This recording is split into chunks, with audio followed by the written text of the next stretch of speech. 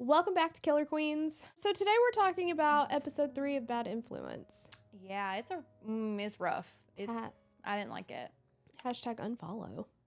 All right, so this episode is kind of following the after effects, I would say. Yeah. So after Tiffany lashes out at kids who escaped the squad, a bombshell lawsuit sparks an FBI investigation. What will it take to protect child influencers? I can tell you it's going to take more than what we've done. Uh-huh. So A lot more than an FBI investigation and a lawsuit, which is a joke. Yeah. It was a joke. So this episode picks up with Ashley, who is Piper's aunt. And she's talking about how after they left the squad, Piper's videos got posted about their kids. So her kids were Claire and Reese.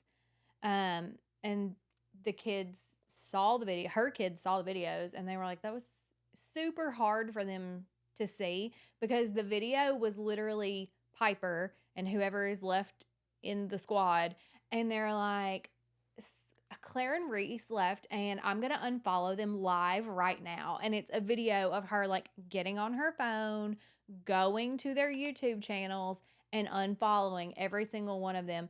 And it is such like mean girl behavior. She's not going out with anyone. Such mean girl behavior. And like the implication is, and you should too. And like the video, like you said, is super coached. And she's like, no adults are telling me to say this. This is just not true. And it's like, what kid is on a video being like, my mom didn't tell me to say this. I pinky promise. There's not me telling, there's no adult, there's no one controlling Piper, I swear. Right. Just like her mom didn't tell her to tell the CPS people that everything was fine. Right. Exactly. Yeah. Why would you think to say that if nobody told you to say that? Yeah.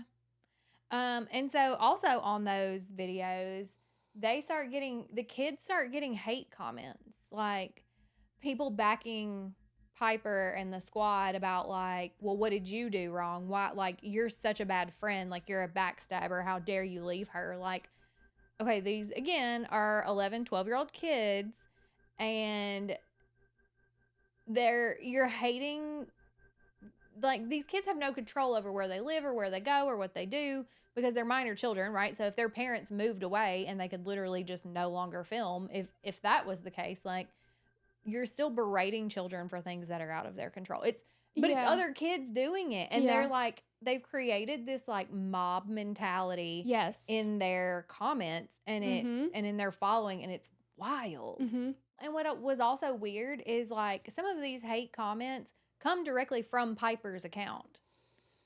But it's not Piper. No. It's Piper's mom.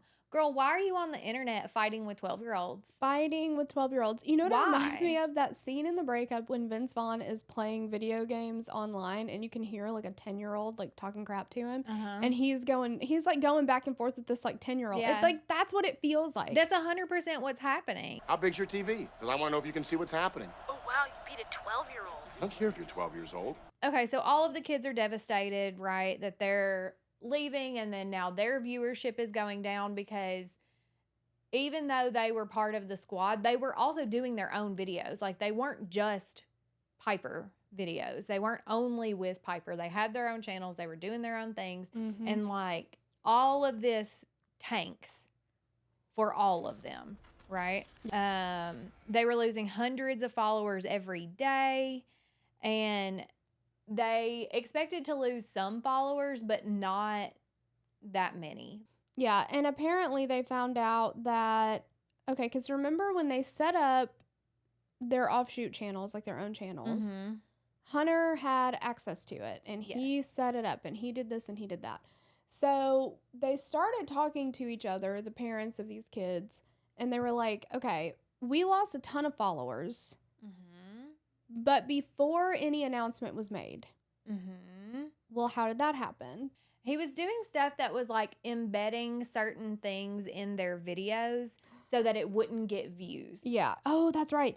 We found out later that on the videos were being embedded, that the videos are being embedded in porn sites and gambling sites and other bad sites that would negatively affect the SEO and like YouTube algorithm and stuff like that. Yeah. So even though they still had their 1 million followers or however many hundreds of thousands of followers, their videos were getting pushed to like 2 people. And so not only are they going to start losing followers eventually, they're immediately losing views. And they've all got monetized accounts. So let's get into how we would handle this, I guess, right? So in 2022, a lawsuit was filed alleging a lot of wrongdoing and bad behavior that was happening behind the scenes. And this is where we meet Jeremiah Graham, who is another attorney.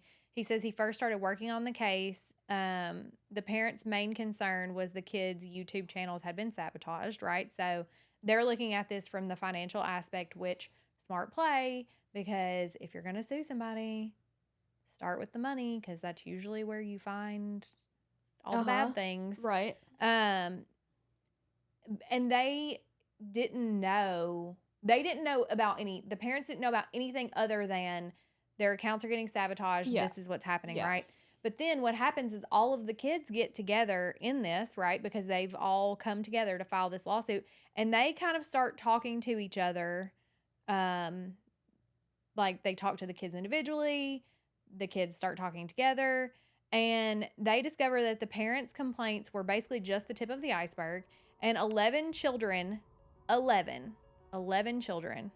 separately told stories that all lined up, and what was actually done to them behind the scenes, y'all are not ready. It's so bad. And I feel so bad for the parents in this. And like, you're going to be asking yourself before we get to the end of this, why did the parents let their kids stay in this environment if they knew it was toxic? Why?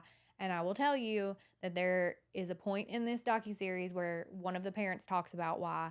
And yeah. They start telling the attorneys and the parents stories about emotional, verbal, and sexual abuse.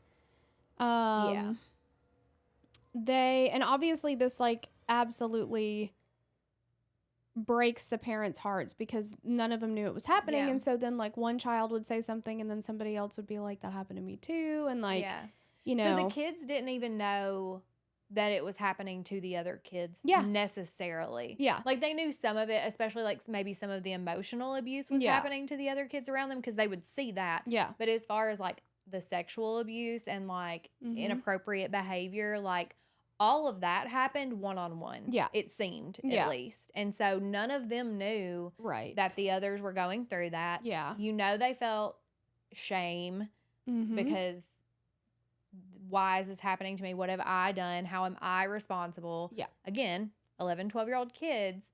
And so they never talked about that with each other. No. Because why would you bring that up to your friend when you're like, when it's something that shouldn't feel shameful because it's not your fault, but we know that it is and it does. Yeah. And so it's just, I don't even have words. Okay. Sorry. Let's just move on. So Sophie ends up saying, Sophie, remember, her mom is the one that lived with them and was the stylist and all of the things, right? So Sophie says that they were targeted by Tiffany when they were most vulnerable and when they were alone. And she had this character. Oh my gosh. I know. Remember, what was the pug's name? Frank or something like that? Yeah, Frank was the pug. Frank was the pug, and he was a character who was just an a-hole to everyone and would say inappropriate stuff. Super inappropriate But he was mostly like a jerk kind of character, right? You're so lazy. You're so yeah. So she has this other character, but this character is only an off-camera character. This character never makes an appearance. No, because it's disgustingly abusive. Yeah. This character was called Lenny, named after one of her dead cats. So I guess she was supposed to be the spirit of Lenny. But of course it was Tiffany doing a weird voice, right? Doing weird things through the cat. Through the cat. Spirit Lenny. Yeah, I guess she would get possessed like oh my gosh. poltergeist or something. I don't know. Yeah. But Lenny was basically her venting all of her sexual thoughts via a strange voice cat spirit. To children. Yeah. Why are you the way that you are? And so then they start talking about how, like, Tiffany would come wake them up in the mornings. But when she would wake them up, it wasn't like a, hey guys, it's time to get up. It wasn't a shake you on the bed, it was nothing that a normal adult human would do to a child at all, ever. She would get on top of them on her hands and knees, and she would pin them down, and she would say things like, I'm a mountain goat, and like bounce on them. She would try to spit on them, like, this grossed me out so bad. She would like do the spit dangling and then like try to suck it back up before it fell on them.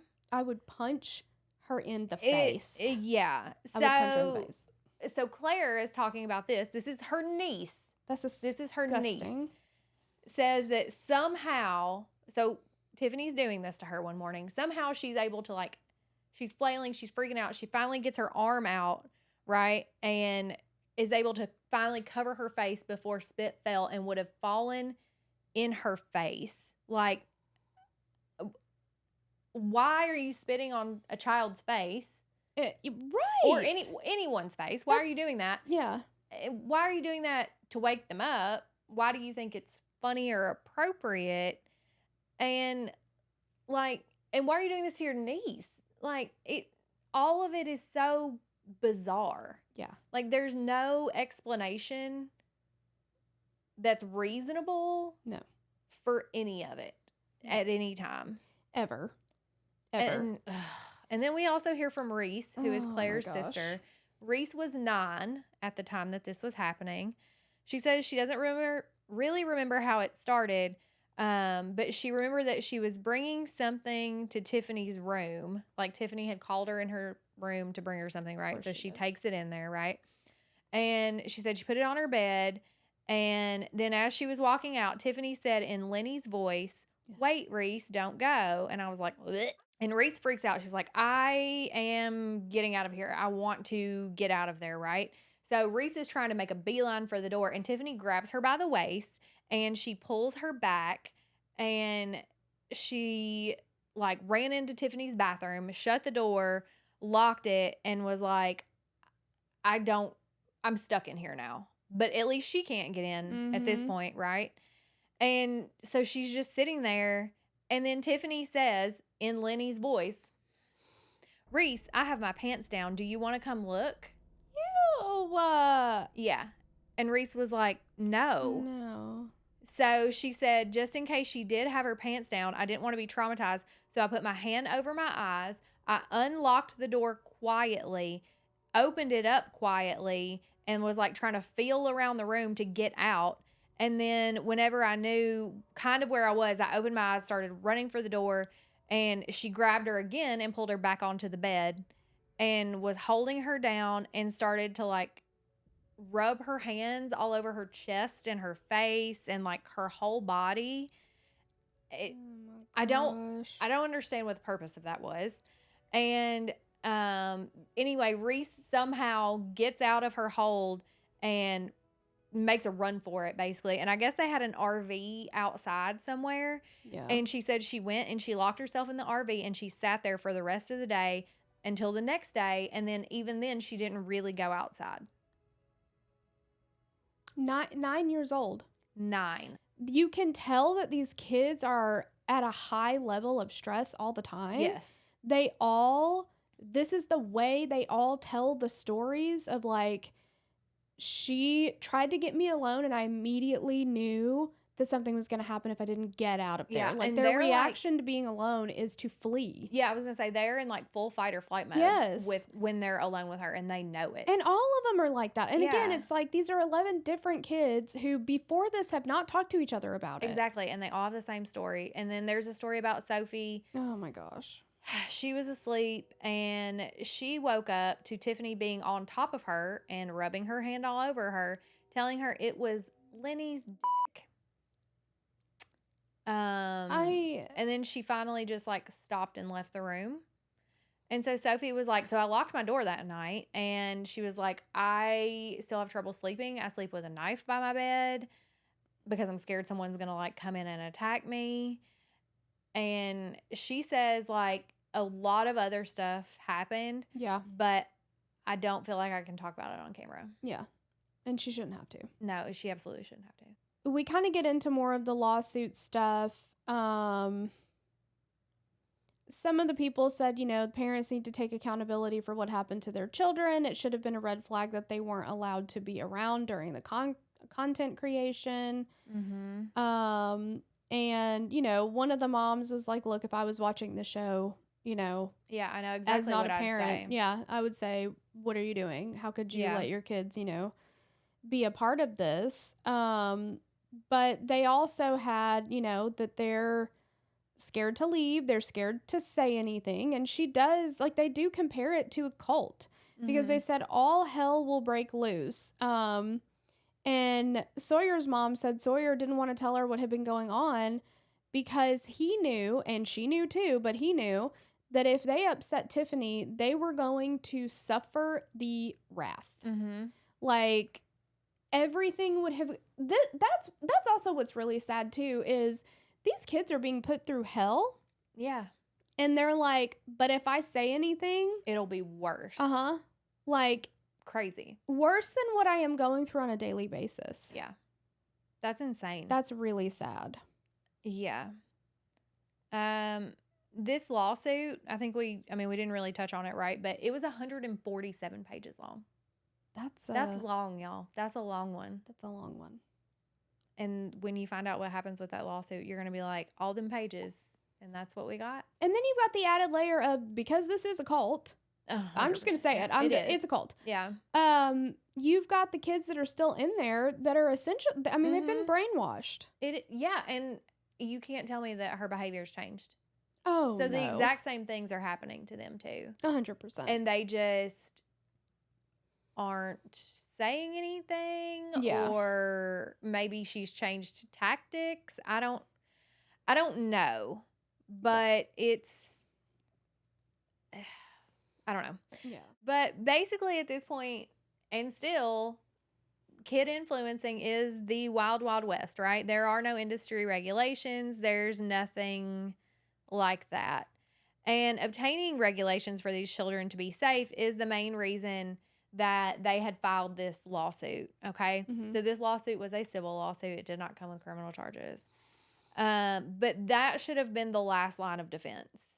But then we get a clip of a little Hunter Hill deposition from November of 2023. And this infuriated me beyond words. Okay, so let's just talk about it. Yeah. So the attorney says, Mr. Hill, would you please raise your right hand? Do you solemnly swear to affirm the evidence, blah, blah, blah, truth and whole truth? And Hunter's like, yep, I sure do. And like, oh, okay. Yeah. I bet. And Sophie actually interjects here in this and is like, Hunter was a very interesting character because I always looked at Hunter as this person who had my back, who was just a victim of Tiffany and who didn't understand right from wrong. So I used to sympathize with him. So the kids felt bad for Hunter. Yeah. But you're not going to. So just listen up. So the attorney says, has Tiffany ever engaged in any kind of verbal abuse against you? And Hunter says, no. And the attorney says, never. And Hunter says, no. I mean, we're in a relationship. Like, we argue. Okay. So then we hear a little clip from Sawyer, one of the kids who left. And he says, Hunter seems like a good guy on the surface. He seems like someone that just wants to help the kids be successful. But I think he's really just a weak man that's being controlled by Tiffany. And you know what, Sawyer? You're right. Mm-hmm. You're big fat right. Yep. Then Piper comes out with a video that basically comes to her mom's rescue. Oh my gosh. And it's titled Addressing the All Caps Rumors About Me. Mm-hmm. And in the video, she's like, my mom helped me achieve my dreams. And like, she couldn't, like, how could she be this bad person if she was just trying to help her? Yeah, and All she's of so these strong. things. Like, look at everything Yeah. she's going through. I don't even know if I could get through Yeah. what she's going through. Like, she's so strong. I just love her so much. And like, And it's 100% coached. oh yeah, Like, yeah. okay. Anyway. And then the attorney, Matt, tells us that after filing their lawsuit in 2022, YouTube ends up demonetizing Piper's YouTube account. Mm-hmm. And her revenue went from like $500 to $600K per month to zero. So now they've lost all their money, their Mhm. income, their Mhm. primary source of income, I would assume, right? Yeah. So Tiffany's freaking out and she's like, we got to diversify. So then Tiffany starts getting Piper to post more on platforms like Snapchat, but she also gets featured on a platform called Brand Army, which I'd never heard of. Have I've never heard of you? this. Okay. No. So wait till I tell you what it is if you Okay. don't already know. Yeah. It is comparable to OnlyFans, but without nudity. Okay. And initially I was like, oh, that's good. Yeah, I was like, I like that. That's great. good. That's great. Except, Except. let me tell you about their guidelines. Okay. So you can be as young as 13 in order to post content on the platform, right? So 13 is the minimum. But in order to purchase content, you have to be 18. So Brand Army is allowing adults to purchase and consume exclusive content because, like OnlyFans, it's a subscription, right? Mhm. Like you pay for the exclusive content. Mhm. But they are facilitating adults purchasing exclusive content from minors. So we hear from a lot of our former squad again and people who knew Piper, and basically they're just talking about how seeing her on these other platforms, like they're very concerned for her because she's becoming more risque, I guess. So she's posting in bathing suits and like she's wearing, more revealing clothing, and she's becoming sexualized. Oh yeah, 100%. On these platforms, 100%, right? And she would be doing like, poses for whatever brand, thing that she was doing or whatever, and her mom would yell out, "Okay, get into brand ambassador mode." Brand army mode. Sorry, brand army mode. Yeah. And she would then like stick her butt out or act more provocatively or look, a certain way, like be more seductive. Yeah, because people are paying for that content. That's disgusting. So we got to give them what they want, I guess. That's your mom. Okay, well then let's talk about the conclusion of this lawsuit. You're going to love it, guys. I promise. Get ready. June 2024. Claire says that she's kind of got a lot of resentment towards YouTube and social media today, and her passion for it has kind of died out. She took a mental break from YouTube, and she said it all just felt kind of degrading, and it's hard to keep trying to be motivated whenever you are just getting nothing but bad comments, right? So Ashley, who is her mom, says, we've been presented with a settlement offer. She says, I brought the settlement conversation to Claire. She was not exactly happy, but the reason why she wasn't happy was because she wanted to get on the stand and tell everyone in court and the judge and the jury what happened to her.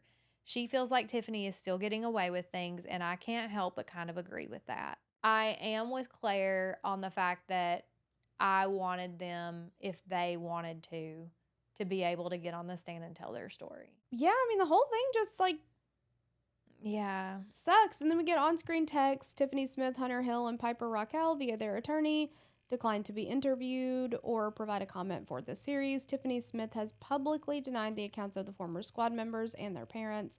Smith and Hunter Hill have also publicly denied the allegations laid out in the 2022 lawsuit. No criminal charges have been filed against either party. In 2024, the lawsuit was settled for $1.85 million to be split amongst the 11 plaintiffs. If you or someone you know has experienced sexual abuse, information and resources are available at wannatalkaboutit.com. And Olivia, did we shout out Olivia? Olivia, we're so sorry, girl. Thank you for writing this. Yes. But she did leave us a little fun fact at the end. Yeah.